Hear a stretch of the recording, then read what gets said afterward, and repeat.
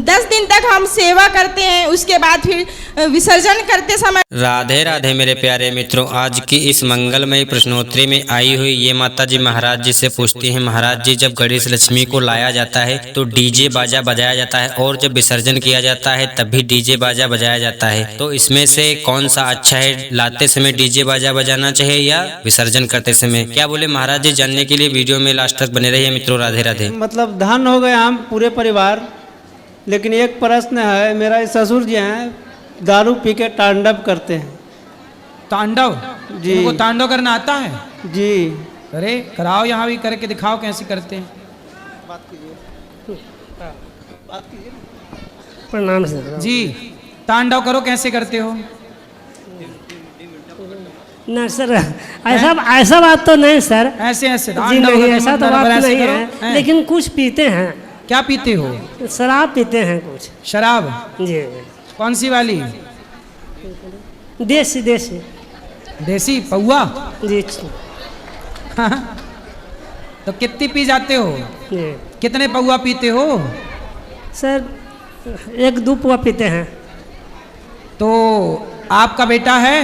जी है। वो भी पीता है? जी नहीं, वो अभी आपसे गुरु मंत्र लिए हुए हैं, आए हुए हैं। तो उसको शराब क्यों नहीं पिलाते बेटे को? सर अब आदत है कुछ, तो किसान के बाल बच्चा है, कुछ आदत है तो जर्मानी पी लेते हैं। नहीं, शराब पीना सही है? आप बताओ। जी, शराब पीना तो गंदा चीज़ है ये सर। तो काहे पीते हो जब पता है तो? जी। अब नहीं पीना? जी नहीं, और पीना तो ना चाहते हैं, कभी संयोग हो जाता है। संयोग किसके साथ होता है? वही समाज लेके होता है आपको। तो कौन पिलाता है आपको शराब?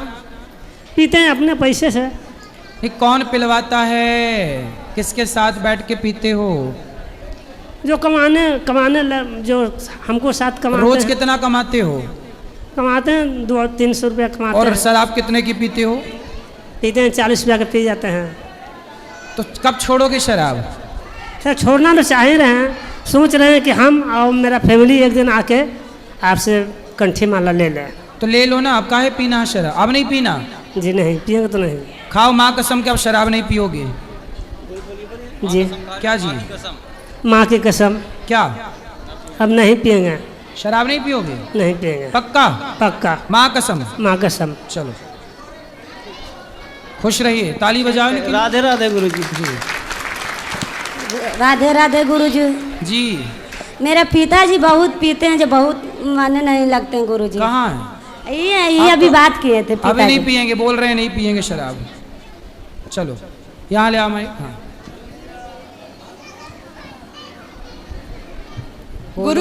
गुरुजी प्रणाम। जी। गुरुजी, जो पति देव है मेरे, उनने एक प्रश्न दिया है पूछने कि गणेश जी या दुर्गा जी, जो भी माता या गणेश जी मंडाते हैं हम लोग, उसमें विसर्जन के समय डीजे बजाते हैं। हाँ। बहुत धूमधाम से। हाँ। पर नियम के अनुसार जब हम गणेश जी या माता जी को लाते हैं, उस समय अगर धूमधाम से बजाते हुए घर लाए, वो अच्छा है कि विसर्जन करते समय जो डीजे बजाते हैं वो अच्छा है? देखो, जब लाते हैं, आगमन होता है, तब तो गणेश जी का उत्साह, कोई भी व्यक्ति आता है जी तो आने का उत्साह होता है जी, और जब जाते हैं जी तो जाने का दुख होता है। तो दुख के समय डीजे नहीं बजाना चाहिए ना भाई। वो तो एक 10 दिन तक हम सेवा करते हैं, उसके बाद फिर विसर्जन करते समय डीजे बड़े धूमधाम से ये करते, तो ये तो गलत है ना। पर डीजे वाले के पेट में काहे लात मार रही हो आप? लात नहीं मारनी हूँ, ये तो एक गलत है, नियम के अनुसार गलत है। ये तो भाई नियम के अनुसार सही आप कह रहे हो, गलत है, लेकिन डीजे वाले को मिल जाते होंगे कुछ पैसे, उसका रोजी रोटी चलती है उससे। पर उस रोजी रोटी, देखो विसर्जन करते समय डीजे बनाते हैं, वही डीजे हम लाते समय बनाए तो वो कौन सा गलत हो जाएगा? ठीक है, तो ये हमारे पति देव का प्रश्न था। आप जब भी जाऊंगी बोले तो एक बार बात पूछो। तो सही है कि जब गणेश जी आते हैं तब उत्साह मनाना चाहिए, और जाते समय मतलब कीर्तन करना चाहिए भगवान का। जी। सामान्य रूप से कीर्तन करके विसर्जन करना चाहिए। जी। कीर्तन के साथ, चिंतन के साथ ध्यान। गणेश जी देखो वैसे कहीं आते जाते नहीं हैं जी। ये तो भाव है जी। कि भगवान आए, माता जी आई, माता जी गई, जी। भाव है।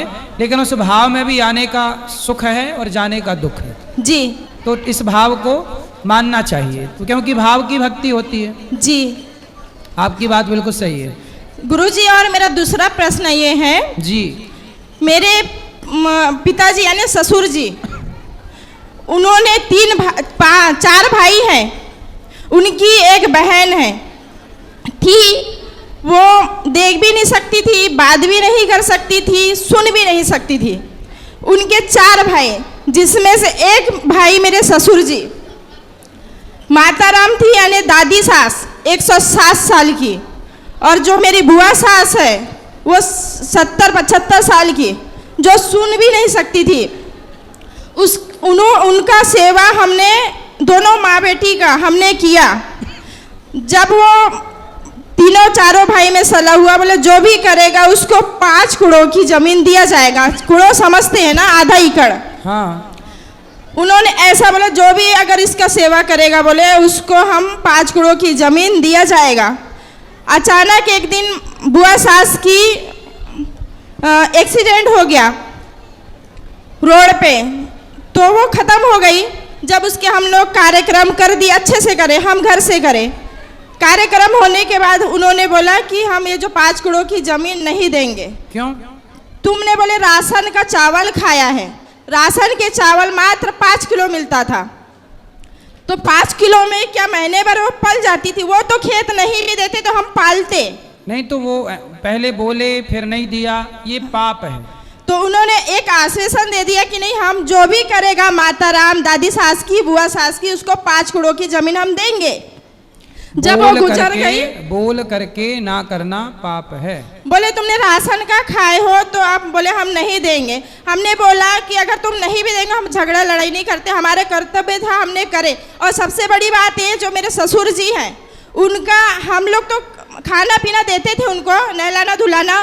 बाकी मेरे जो ससुर जी हैं, उनका पूरा गौमूत्र सब पूरा मेरे ससुर जी करते थे।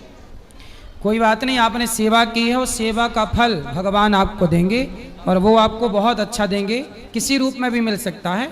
आप भगवान पे भरोसा रखिए, दुनिया क्या देगी जी। कोई आधा एकड़ जमीन दे भी देगा तो उससे होगा क्या? नहीं, सही बात। चलो छोड़ो, भगवान